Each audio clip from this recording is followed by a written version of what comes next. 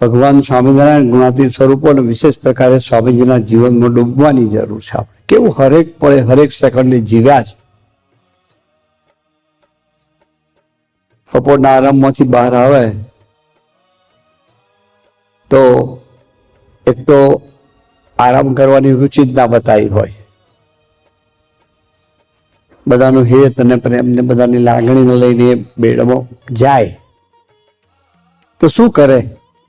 ઘણી વાર આપણે સાંભળ્યું છે એમના મુખારવિંદથી, બધા મુંબઈથી પોરબંદર સુધીના ભક્તોની સ્તુતિ કરતો હતો. જો એ કેવો મહિમા હશે,